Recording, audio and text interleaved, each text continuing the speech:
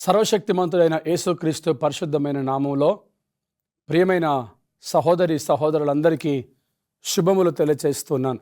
ప్రియులారా, ఈ చక్కటి కార్యక్రమము మన ఆధ్యాత్మిక జీవితాన్ని బలపరచడము, మనలందరినీ దేవుని రాకడకు సిద్ధపరచటము. ఎందుకంటే దేవుని మాట జీవపు ఊట, అది మనలందరినీ బ్రతికిస్తుంది, సన్మార్గంలో నడిపిస్తుంది, ఆత్మీయతలో అభివృద్ధి చేస్తూ మన అడుగులు యేసుక్రీస్తు వైపు వేసేటట్లుగా మనల్ని పురికొల్పి ప్రేరేపించగలుగుతుంది. అట్టి ప్రాముఖ్యమైన దేవుని మాట అనే శీర్షికకు మీ అందరినీ కూడా ఆహ్వానిస్తున్నాను. రండి, మనందరం కూడా దేవుని మాటను శ్రద్ధగా విని మన ఆధ్యాత్మిక జీవితాన్ని బలపరుచుకుందాం. ఈరోజు ప్రాముఖ్యంగా దేవుని మాట యొక్క పోలికలు ఎలా ఉన్నాయో 3వ భాగంలో మనము నేర్చుకునై ఉన్నాం. గత కార్యక్రమంలో కొన్ని పోలికలు మనము చూసాము, చదివి నేర్చుకున్నాము, దాని ప్రాముఖ్యత ఏంటో తెలుసుకున్నాం. ఈ రోజున మరి 2 ప్రాముఖ్యమైనటువంటి పోలికలు మన ఆధ్యాత్మిక జీవితానికి ఎలా ఉపయోగకరంగా ఉంటాయో గ్రహించడానికి మనమందరం కూడా ప్రార్థనాపూర్వకంగా ఈ వాక్యాలు చదువుతూ దేవుని ఆశీర్వాదాలు పొందుకుందాం. ప్రియులారా, లూకా సువార్త 8వ అధ్యాయము 11వ వచనము నుంచి మనం చదువుకున్నట్లయితే, ఆయన ఈ ఉపమాన భావమేమనగా విత్తనము దేవుని వాక్యము. ఇక్కడ గ్రహించాలి, దేవుని వాక్యము విత్తనముతో పోల్చాడు. యేసుక్రీస్తు ప్రభువారు ఈ లోకంలో స్వార్థను ప్రకటిస్తూ ఉన్నప్పుడు, పరిచర్య చేస్తున్న ఆ రోజుల్లో యేసు ప్రభువారు వాక్యమును విత్తనముగా పోల్చి, విత్తనము విత్తుటకు విత్తువాడు బయలుదేరాడు. ఆయన బయలుదేరినప్పుడు కొన్ని త్రోవలో పడడము, రాతి నేల మీద పడడము, ముండ్ల పొదలో పడడము, తర్వాత మంచి నేలలో పడడం, ఇలాగా ఆ యొక్క ఉపమానం వారికి చెప్పిన తర్వాత శిష్యులు యేసు ప్రభు దగ్గరికి వచ్చేసి, అయ్యా, ఆ యొక్క ఉపమాన భావం ఏంటో మాకు తెలియపరచు అంటే, ఆ ఉపమాన భావాన్ని వారికి తెలియపరుస్తూ 11వ వచనములో ఈ మాట చెప్తున్నాడు. ఈ ఉపమాన భావం ఏమనగా విత్తనము దేవుని వాక్యము అన్నాడు. ఈ కార్యక్రమాన్ని వీక్షిస్తున్నటువంటి ప్రియమైన సహోదరి సహోదరుడా, విత్తనము దేవుని వాక్యం, వాక్యము విత్తనమై ఉన్నది. ఒక విత్తనాన్ని పొలంలో వేస్తే ఆ విత్తనము భూమిలోనికి వెళ్ళి అది ఫలించి అభివృద్ధి పొంది ఎన్నో ఫలాలిచ్చి, ఒకవేళ అది చెట్టు అయితే మహావృక్షమై ఎన్నో ఫలాలు ఇవ్వడమే కాదు, తన నీడ ద్వారా కూడా ఎంతోమందికి ఉపయోగకరంగా ఉంటుంది. ప్రియులారా, వాక్యం అనబడినటువంటి ఈ విత్తనము ఈ రకంగా ఫలిస్తే, ఆ వాక్యము మన హృదయంలోనికి వెళ్ళి మన హృదయములో అది విత్తబడినప్పుడు తొలకరి వర్షమును కడవరి వర్షమును ఆయనే కృమ్మరిస్తాడు. కాబట్టి ఆ వాక్యము నా జీవితంలో ఏ విధంగా ఫలింపును పొందుకుంటుంది, ఆ వాక్యమును బట్టి మనము ఎలా అభివృద్ధి చెందుతున్నాము అనేది ప్రాముఖ్యమైనటువంటి ప్రశ్న. దేవుని మందిరానికి వెళ్ళి వాక్యాన్ని వినేసి రావటం కాదు ప్రియులారా. దేవుని మందిరానికి వెళ్ళినప్పుడు ఆ రోజు విత్తబడిన ఆ వాక్యము నీ హృదయములో పదిలపరచబడాలి. ముందుగా నీ హృదయము దున్నబడాలి. ఇంతకుముందు మనం చెప్పుకున్నాం కదా కార్యక్రమాలలో, దేవుని వాక్యాన్ని ఎలా పోల్చాడో. అక్కడ సుత్తే ఆ బండను బద్దలు చేసేసింది, ఖడ్గము హృదయములో యొక్క ఆలోచనలోనికి దూరి వెళ్ళింది. నీ మోడుబారిన బండలాంటి నీ హృదయము సుత్తే అంటే వాక్యము ద్వారా బద్దలు చేయబడాలి. ముందుగా బీడు భూముల్లో కూడా పంటను పండించగలడు, అది దేవుని వాక్యముకున్నటువంటి శక్తి. ఎంతటి వారినైనా ఆయన మార్చగలడు. ప్రియులారా, గత కార్యక్రమాల్లో మనము చూసాము, దేవుని మాట సమరయ స్త్రీ దగ్గరికి వెళ్ళింది. సమరయ స్త్రీ తన పాపాన్ని ఒప్పుకొన్నది, తన పాపాన్ని విడిచిపెట్టింది, ఆ జీవజలాన్ని పొందుకొన్నది. ఆ జీవజలం యొక్క సాక్ష్యాన్ని సమరయ పట్టణం అంత ప్రాంతమంతా కూడా వ్యాప్తి చేసింది. ఆ సమరయులందరూ యేసుప్రభు దగ్గరికి రావడానికి ఒక బలమైన సాధనంగా, విత్తనంగా సమరయ స్త్రీ మారిపోయింది. ఇంకా చాలామంది అలాగా మనకు పరిశుద్ధ గ్రంథంలో కనబడతారు ప్రియులారా. వాక్యమన అనబడిన విత్తనము నీ జీవితంలో గనక ఫలిస్తే, ఆనాడు సమరయ స్త్రీ ఆ సమరయులందరినీ యేసుప్రభు దగ్గరికి ఎలాగైతే నడిపించిందో, అంటరాని వారు అందరితో కలిసిపోయారు. ఇప్పుడు సమాజంలో నుండి వెలివేయబడినటువంటి వారు సమాజంలోనికి వచ్చేసారు, అందరి కలిసిపోయారు ప్రియులారా. యేసుక్రీస్తు పక్షపాతి కాదు, ఆయన అందరికీ దేవుడై ఉన్నాడు అన్నటువంటి మాట ఆ రోజున ఆమె నిరూపించగలిగింది. యేసుప్రభు వారి యొక్క మాట ఆమె హృదయంలోనికి వెళ్ళింది. ఆమె హృదయము దున్నబడింది వాక్యముతో. వాక్యం అనే సుత్తి పని చేసింది. హృదయము దున్నబడి ఆ హృదయములో విత్తనము విత్తబడి అది ఫలించింది. ప్రియులారా, సమరయ స్త్రీ ఏ విధంగా అయితే అనేకులను, ఆ ఊరి వారందరినీ యేసు ప్రభు దగ్గరికి నడిపించిందో, నువ్వు ఎన్నో సంవత్సరాలుగా దేవుని మందిరానికి వస్తున్నావు, లేదా వాక్యం వింటున్నావు, నీ హృదయంలో విత్తబడిన విత్తనం అనే దేవుని వాక్యం ఎక్కడికి వెళ్ళింది అనేది ప్రాముఖ్యమైనటువంటి ప్రశ్న. ఈరోజు నీవు నేను ఆలోచించగలగాలి. ఆ వాక్యము విని విడిచిపెట్టేవాడిగా ఉంటున్నావా? మనం కిందికి వెళ్ళిపోతే త్రోవ ప్రక్కన పడ్డ విత్తనాలు ఉన్నాయి, రాతి నేల మీద పడిన విత్తనాలు ఉన్నాయి, ముళ్ళ పొదలో పడిన విత్తనాలు ఉన్నాయి, మంచి నేలన పడిన విత్తనాలు కూడా ఉన్నాయి. మరి నీ యొక్క హృదయంలో విత్తబడుతున్నటువంటి దేవుని వాక్యము ఏమైపోతుంది? నువ్వు ఫలించాలనుకుంటున్నావు, ఆ విత్తనము నీ హృదయంలో ఫలింపును పొందుకుంటా ఉన్నప్పుడు శోధనలు, సాతానుడు కొన్ని శోధనలు తీసుకొని వచ్చినప్పుడు కానీ, నీ కుటుంబంలో, నీ యొక్క ఆర్థిక జీవితంలో, ఆధ్యాత్మిక జీవితంలో, సంఘ జీవితంలో, సమాజ జీవితంలో ఏమైనా కష్టాలు వచ్చినప్పుడు, ఆ కష్టాలను బట్టి, ఆ శోధనల్ని బట్టి, శ్రమల్ని బట్టి ఆ వాక్యం అనే విత్తనము ఎదుగుతూ ఉంటే నీవే దాన్ని త్రొక్కేస్తున్నావా? ఎందుకండి ఈ కష్టాలు, ఎందుకండి ఈ శోధనలు, ఎందుకు ఈ శ్రమలు అనుకొని దేవుని వాక్యాన్ని నీవు నిర్లక్ష్యము చేస్తున్నావా? శ్రద్ధగా ఆలోచించు ప్రియ సహోదరుడా, ప్రియ సహోదరి. దేవుని వాక్యము విత్తనము. ఆ విత్తనము నీ హృదయంలో విత్తబడితే అది నూరంతలుగా ఫలించి ఎందరికో ఉపయోగకరంగా ఉంటుంది. ఆయన అన్నాడు, మీరు వెళ్ళి సర్వలోకమునకు, సర్వ సృష్టికి సువార్తను ప్రకటించండి అన్నాడు ఆయన. నీ జీవితము ఒక సువార్తగా మారిపోవాలి. నీ ప్రవర్తన, నీ పద్ధతులు, నీ నడవడిక, నీ ఆలోచన సువార్తగా మారిపోవాలి. వాక్యం అనే విత్తనము నీ హృదయములో విత్తబడితే అది రాతి నేల మీద విత్తబడిన విత్తనముగా ఉండకూడదు. హృదయాన్ని కఠినము చేసుకున్న వారు ఉంటారు. హృదయాన్ని మార్చుకోకుండా, హృదయ తలంపులు మార్చుకోకుండా, హృదయ కాఠిన్యమును మార్చుకోకుండా మందిరానికి వచ్చేవారు ఉంటారు. అలాంటి వారి యొక్క జీవితంలో వాక్యము విత్తబడితే దాని ఫలితాలు బయటికి రావు. వారికి తగ్గింపు లేదు, వారికి దీనత్వము, దయాలుత్వము, దీర్ఘశాంతము, ఆశా నిగ్రహము లేదు, వారికి మంచితనము లేదు, వారికి ప్రేమ లేదు. వారి యొక్క హృదయంలోనికి వాక్యం వెళ్తుంది, బండ మీద పడిన విత్తనంలాగానే మారిపోతుంది. నీవు ఈ కార్యక్రమాన్ని వీక్షిస్తున్న నీవు నేను అలాగే ఉన్నామేమో ఒకసారి ఆలోచించు. దేవుని వాక్యము విత్తనం, అది ముళ్ళ పొదల్లో పడిన విత్తనంగా ఉందా? రాతి నేల మీద పడిన విత్తనంగా ఉందా? త్రోవ ప్రక్కన పడిన విత్తనం. మనుషులు అలా దారిలో వెళ్ళిపోతూ ఉంటే తొక్కేస్తూ ఉన్నారు. ఈరోజు నీ ఆధ్యాత్మిక జీవితాన్ని చెడగొట్టడానికి, పాడు చేయటానికి కొన్ని సందర్భాల్లో నీ వారే, నీ కుటుంబీకులే, నీ సంఘస్థులే, నీ తోటి విశ్వాసులే నీ ఆధ్యాత్మిక జీవితాన్ని పాడు చేయాలని నిన్ను ప్రేరేపిస్తూ ఉంటారు, రెచ్చగొడుతూ ఉంటారు, పాడైపోయేటట్లుగా నిన్ను పురికొల్పుతూ ఉంటారు. సంగమా, ప్రియ సహోదరుడా, ప్రియ సహోదరి, ఆలోచించు. అట్టివారి మాటలకు లోబడుతున్నావా?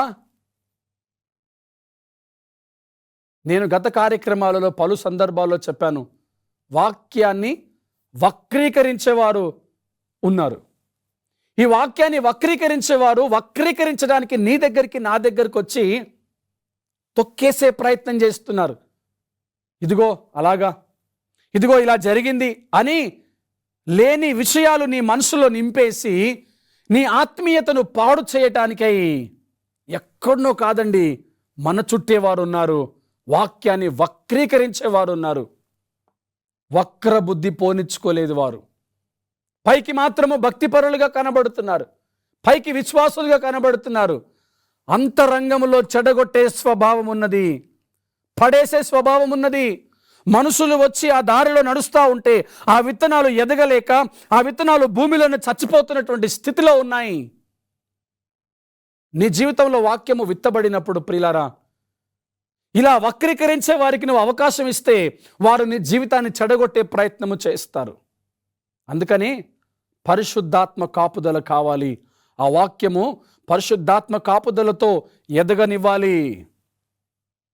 ముందుగా నీ హృదయాన్ని దున్నుకోవాలి. విరిగి నలిగిన హృదయం, ప్రభువా నా పాపములు ఘోరంగా ఉన్నాయి, హిమము కంటే తెల్లగా చేయనైనా, కెంపు వలె ఎర్రగా ఉన్నాయి కాబట్టి ఇదిగో హిమము కంటే తెల్లగా చేయి. నీ ఎదుట నేను పాపము చేశాను, నీ ముఖకాంతిలో నా రహస్య పాపాలు కనబడుతున్నాయి అని ఆ వాక్యం అనే సుత్తెతో నీ హృదయాన్ని బద్దలు చేసుకుంటే, బీడుబారిన నీ పొలములో, బద్దలు చేయబడిన నీ పొలములో, దున్నబడిన నీ పొలములో దేవుని వాక్యము విత్తబడినప్పుడు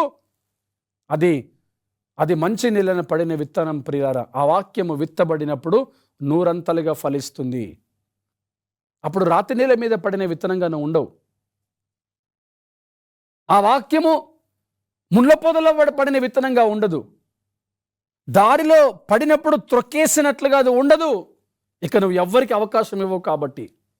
తర్వాత మనము వాక్యము ఎలా పోల్చాడు? మత్తయి సువార్త 14వ అధ్యాయము 4వ వచనము చూసుకున్నట్లయితే వాక్యమును రొట్టెతో పోల్చాడు ఆయన. మత్తయి సువార్త 4వ అధ్యాయము 4వ వచనములో మనం చూసినప్పుడు వాక్యాన్ని రొట్టెతో పోల్చాడు ఆయన. 4వ అధ్యాయము 4వ వచనం. అందుకు ఆయన, మనుషుడు రొట్టె వలన మాత్రము కాదు గాని దేవుని నోట నుండి వచ్చు ప్రతి మాట వలన జీవించును అని రాయబడి ఉన్నదనిను.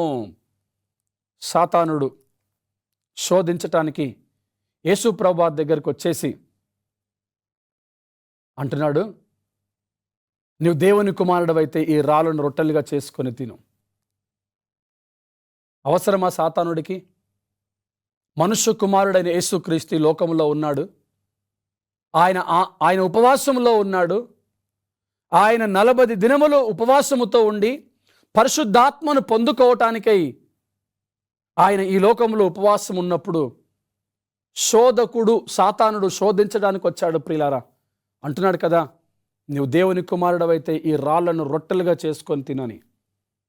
అప్పుడు సాతానుడికి, ఆ దుర్మార్గునికి దేవుడిచ్చిన ప్రత్యుత్తరం ఏంటో చూడండి.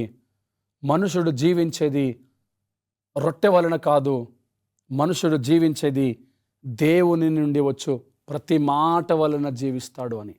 అవును ప్రియులారా, దేవుని మాట వింటే మన కడుపు నిండుతుందా? దేవుని మాట విన్నప్పుడు మన ఆకలి తీరుతుందా? ఇది కేవలము ఆత్మీయులకు మాత్రమే అర్థమవుతుంది. యేసుక్రీస్తు ప్రభువారు ఈ లోకానికి వచ్చింది దీనుడిగా, ఈ లోకానికి దౌర్భాగ్యమును అనుభవించడానికి, దారిద్ర్యతను అనుభవించడానికి, నా పాపాలు తన భుజాన వేసుకోవటానికై మౌనంగా వచ్చాడు. వదకు తేబడిన గొర్రెపిల్లలాగా వచ్చాడు. సిలువలో అప్పగించుకోవడానికే తనను తాను రిక్తునిగా చేసుకున్నాడు ఆయన. తన తండ్రి చిత్తాన్ని జరిగించటానికి తన పనిని పూనుకొని ఆ సమయంలో పరిశుద్ధాత్మ శక్తిని పొందుకోవటానికై యేసుక్రీస్తు ప్రభువారు 40 దినములు అరణ్యములో ఉన్నాడాయన, ఉపవాసం ఉన్నాడాయన. ఎన్ని రోజులు అంటే ప్రియులారా, 40 దినములు ఆయన ఉపవాసం ఉన్నాడని 2వ వచనములో రాయబడింది. ఈరోజు ఒక ఉపవాసపు అనుభవము నీలో ఉన్నదా? ఉపవాస ప్రార్థన జరుగుతున్నప్పుడు ఉపవాస ప్రార్థన చేసినటువంటి అనుభవము నీ జీవితంలో ఉన్నదా? మన ప్రభువైన యేసుక్రీస్తే చేశాడు కదా. బహుశా మీరు అనవచ్చు, యేసు ప్రభువారు 40 రోజులు మనకు ఉపవాసం ఉండమని చెప్పాడా? నేను ఇక్కడ 40 రోజుల ఉపవాస ప్రార్థన గురించి మాట్లాడట్లేదు. 40 రోజులు ఆయన ఉండమన్నాడా ఉండమనలేదా కాదు ఇక్కడ ప్రాముఖ్యమైంది. యేసు ప్రభువారు పరిశుద్ధాత్మ శక్తిని పొందుకోవటానికై 40 రోజులు ఉపవాసం ఉన్నాడు. నా పాపాలు తన భుజాన వేసుకొని సిలువలో మరణించడానికి ఆయన సిద్ధపడడానికి, ఆ శక్తిని పొందుకోవడానికి 40 రోజులు ఉపవాసం ఉంటే ప్రియులారా, కనీసం దేవుని మందిరములో ఉపవాస ప్రార్థన జరుగుతుంటే ఆ ఉపవాస ప్రార్థనలో నువ్వు ఏకీభవించగలుగుతున్నావా? చాలామంది ఉపవాస ప్రార్థన అంటే బలహీనత, ఉపవాస ప్రార్థన అంటే ఆయాసం, ఉపవాస ప్రార్థన అంటే ఎక్కడ లేనంత నీరసం వచ్చేస్తుంది. మన ప్రభు అయిన యేసుక్రీస్తు తన తండ్రి చిత్తాన్ని జరిగించటానికి, పరిశుద్ధాత్మ శక్తిని పొందుకోవటానికి 40 రోజులు ఆయన ఉపవాసం ఉన్నప్పుడు నీవు నేను కనీసం ఆయన మందిరంలో జరుగుతున్న ఒక్కరోజు ఉపవాస ప్రార్థన కూడా మనం ఉండలేకపోతున్నామే. అంటే ఇక్కడ అసలైన విషయం ఏంటంటే ఒక్క పూటైనా మనం మన కడుపును మార్చుకోలేకపోతున్నాం.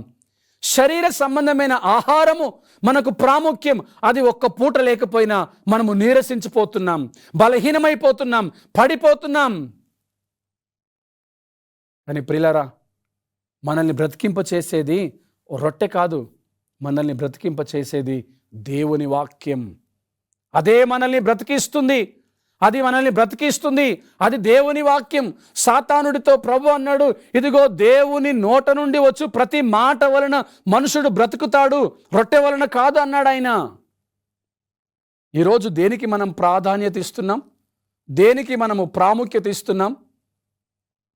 చాలా సందర్భాల్లో ప్రత్యేకమైనటువంటి కార్యక్రమాలు, ప్రార్థనా కూడికలు ఉన్నప్పుడు సర్వసాధారణంగా మనం వింటూ ఉంటాం, చూస్తూ ఉంటాం. ఏర్పరచబడిన ఆ కార్యక్రమాన్ని బట్టి ఆ కార్య నిర్వాహకులకు భోజనం మీద ఉన్న శ్రద్ధ దేవుని వాక్యం మీద ఉండదు. కృతజ్ఞత కూడిక అని పెట్టుకుంటారు, వార్షికోత్సవాలని పెట్టుకుంటారు, జన్మదిన వేడుకలని పెట్టుకుంటారు, అందరినీ పిలుస్తారు, సంఘాన్ని పిలుస్తారు, సేవకుడిని పిలుస్తారు. కానీ దేనికి లేని నియమ నిబంధన, హంగు ఆర్పాటాలకు లేని నియమ నిబంధన, అలంకారాలకు లేని నియమ నిబంధన. ఇప్పుడు సమయానికి పాస్టర్ గారు, దేవుని సేవకుడు వాక్యము చెప్పేసరికల్లా, అయ్యగారు తొందరగా ముగించేసేయండి, ఇప్పటికే చాలా ఆలస్యం అయిపోయింది, వచ్చిన వారందరూ వెళ్ళిపోతారేమో, వండిన భోజనము వృధా అయిపోతుందేమో, తొందరగా ముగించేసేయండి. మనం ఎప్పుడు వినలేదా ప్రియులారా? ఇలాంటి సంఘటనలు మనం ఎప్పుడు చూడలేదా ప్రియులారా? అంటే దేవుని వాక్యానికి విరుద్ధంగా మాట్లాడుతున్నారు. అప్పుడు సాతానుడు వచ్చి, నువ్వు 40 రోజులు ఉపవాసం ఉంటున్నావు కదా, నీకు బాగా ఆకలి వేస్తుంది, ఈ రాళ్ళను రొట్టెలుగా చేసుకొని తిను అంటే ప్రభు ఇచ్చిన మాట, రొట్టె వలన మేము జీవించేది కాదయ్యా, దేవుని నోట నుండి వచ్చే ప్రతి మాట వలన. ఇక్కడ చాలా పెద్ద కార్యక్రమం జరుగుతుంది, చాలా పెద్ద సభ జరుగుతుంది, చాలా పెద్ద ఆరాధన జరుగుతుంది, చాలా పెద్ద వార్షికోత్సవ సంబరాలు జరుగుతున్నాయి. అయితే దీంట్లో భాగంగా వాక్యమనబడిన ఆ రొట్టె అందిస్తూ ఉన్నప్పుడు, మాకు ఆ రొట్టె అవసరం కాదండి, అది త్వరగా ముగించేసేయండి, ఈ రొట్టె సిద్ధంగా ఉంది అంటే ఈ రొట్టెకే ప్రాముఖ్యత ఎక్కువగా ఇస్తున్న వారు ఈ లోకంలో మనకు కనబడుతున్నారు. ఇంకొన్ని సందర్భాల్లో దేవుని మందిరానికి వెళ్ళినప్పుడు వెళ్ళిన దగ్గర నుంచి చూస్తున్నాము సమయాన్ని, ఇక ఆరాధన ముగించబడట్లేదు. దేవుని సేవకుడు ప్రేరేపించబడి ఆత్మతో ఇంకా అనేకమైన విషయాలు మనకు అందిస్తూ ఉన్నాడు. వాక్యమనబడిన ఆ రొట్టె ఇంకా మనకు అందుతూ ఉన్నది. అయితే అది మనము గ్రహించట్లేదు, ఆ రొట్టెను మనము స్వీకరించట్లేదు. మన శరీరం మాత్రము శరీర సంబంధమైన ఆకలితో ఉన్నది. మనము సమయాన్ని చూస్తున్నాం ప్రియులారా. సమయాన్ని చూసి మనల్ని బ్రతికింపచేసే ఆ రొట్టెని విడిచిపెట్టేసి, మనల్ని బ్రతికింపచేసే ఆ రొట్టెని విడిచిపెట్టేసి మర్త్యమైన ఈ శరీరము యొక్క ఆకలి తీర్చుకునే దానికై ఆత్మీయతలో నుండి పారిపోయి లోకములో ఉన్నటువంటి ఆ రొట్టె విషయంలో ఆరాధనలో నుంచి తప్పించుకోవడానికి కూడా వెనకడుగు వేయట్లేదు. ఆరాధన విడిచిపెట్టడానికి సమయాన్ని చూసి, ఆకలిని బట్టి దేవుని వాక్యాన్ని విడిచిపెట్టడానికి కూడా వెనకడుగు వేయట్లేదు ప్రియులారా. కొన్ని సందర్భాల్లో కొంతమంది ఒకరోజు పరిపూర్ణంగా ఉపవాసం ఉంటారు, కొన్ని సందర్భాల్లో కొంతమంది 2 పూటలు ఉపవాసం ఉంటారు, కొన్ని సందర్భాల్లో కొంతమంది 2 రోజులు, ఎవరి స్తోమతను బట్టి, ఎవరి యొక్క ఆధ్యాత్మిక జీవిత ఎదుగుదల కొరకై వారు ప్రేరేపించబడిన రీతిగా ఉపవాసం ఉంటూ ఉంటారు. వేరే వాళ్ళు వచ్చి అడుగుతారు కదా, మీకు ఆకలి వేయట్లేదా, ఇన్ని రోజులు ఎలా మీరు ఉపవాసం ఉంటూ ఉన్నారని. అసలు నీ ఉపవాసం ఉండగలుగుతున్నావా? నీ కడుపును మార్చుకోగలుగుతున్నావా? అది ఒక రకమైనటువంటి ఆలోచన. ఇక్కడ మనం గ్రహిస్తే వాక్యాన్నే నువ్వు భుజిస్తున్నప్పుడు అసలు నీకు ఆకలితో పనేంటి? వాక్యమనబడిన ఆ రొట్టె నీకు ప్రతిరోజు అందుతా ఉన్నది కదా, ఇంక నీకు ఆకలితో పనేంటి? ఆత్మీయులు ఈ విషయంలో వెనుకడుగు వేయరు. మనందరము చేసే పరలోకపు ప్రార్థన, మాకు కావలసిన అనుదిన ఆహారము మాకు దయచేయము అని. చాలామంది అనుకుంటారు అనుదిన ఆహారము అంటే ప్రతిరోజు మనకు 3 పూటల కావలసిన ఆహారమేమో అని. ఈ లోతైన అనుభవం వారి జీవితంలో లేకపోవడము చాలా విడ్డూరమైనటువంటి విషయం ప్రియులారా. మాకు కావలసిన ఆత్మీయమైన అనుదిన ఆహారం మాకు దయచేయము అంటే ప్రతిరోజు మనము దేవుని వాక్యాన్ని వినాలి. కొంతమంది కొన్నిసార్లు పరిశుద్ధులు రాసిన పుస్తకాలు చదువుతారు, మంచిదే. దేవుని సేవకులు వినిపిస్తున్న వాక్యాలు వింటారు, మంచిదే. ప్రతిరోజు దేవుని వాక్యము చదవాలి, ప్రతిరోజు దేవుని వాక్యం వినాలి, వాక్యములో బలపరచబడాలి ప్రియులారా. ఆ వాక్యం వింటూ ఉన్నప్పుడు ఆ మాధుర్యము నీకు శరీర సంబంధమైన ఆకలిని ఎంత మాత్రము తీసుకొని రాదు. గత కార్యక్రమంలో మనం విన్నాం, దేవుని వాక్యము తేనె వంటిది అన్నాడు ఆయన. దేవుని వాక్యము తేనె వంటిది అన్నాడు ఆయన. తేనె కంటే తీయనిది అన్నాడు ఇంకా ఆయన. ఆ తీయనైన వాక్యం నువ్వు వింటా ఉంటే నీ నోటికి ఎంత మాధుర్యంగా, నీ జీవానికి ఎంత మాధుర్యంగా ఉంటే ఇంకా నీకు ఆకలి ఎందుకు వేస్తుంది? నీకు వేయకూడదు అంటే అలాంటి ఆత్మీయ స్థితిలోనికి నువ్వు వెళ్ళాలి. అంత ఆసక్తిగా దేవుని మాట కొరకు ఎదురు చూడాలి. మరియ మార్తలు చూడండి, ఒకరేమో యేసు ప్రభు దగ్గరికి వచ్చి ఆయనే జీవాహారము అని ఆయన పాదాల దగ్గర కూర్చున్నారు, ఇంకొకరేమో ఆయన కొరకై శరీర సంబంధమైనటువంటి వంటను తయారు చేస్తూ ఉన్నారు. ప్రభు అన్నాడు, మార్తా నువ్వు విస్తారమైన పనులతో తొందరపడుతున్నావు, అసలైంది ఈమె పొందుకుంటుంది అని చెప్పి ప్రభు ఆమెతో మాట్లాడాడు. మన ప్రభువైన యేసుక్రీస్తు జీవ ఆహారమై ఉన్నాడు. ఆయన ఈ వాక్యము జీవ ఆహారమై ఉన్నది. నా యొద్దకు వచ్చేవాడు ఆకలిగొనుడు. ప్రియులారా, నా యొద్దకు వచ్చేవారు ఆకలిగొనరు, ఎందుకంటే ఆయన ఆహారమై ఉన్నాడు.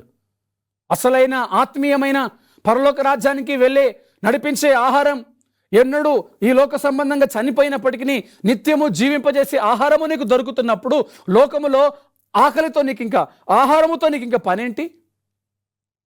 ఆలోచించాలి ప్రియులారా.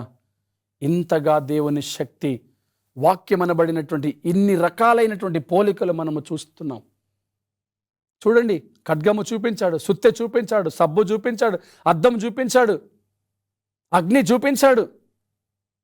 ప్రియులారా, ఇది మనకు ఎంతో ఉపయోగకరమైనటువంటి విషయం. ఇది ఇంత ప్రాముఖ్యమైనటువంటి ఈ వాక్యాన్ని మనం ఎలా అంగీకరిస్తున్నాం అనేది ముఖ్యమైనటువంటి విషయం. ఇకనైనా వాక్యానికి ప్రాధాన్యత ఇద్దాం, వాక్యం విందాం, వాక్యము విని వాక్యాన్ని గైకొనే వారిగా మనం అందరం ఉందాం. ప్రార్థన చేసుకునే దేవుని శక్తిని పొందుకుందాం. పరిశుద్ధుడా, మహోన్నతుడా, మీకు వందనాలు, స్తోత్రములు ప్రభువా. ఎన్నో రకాలుగా పోల్చబడిన దేవుని వాక్యమును మాకు తెలియపరిచినందుకై స్తోత్రములు నైనా.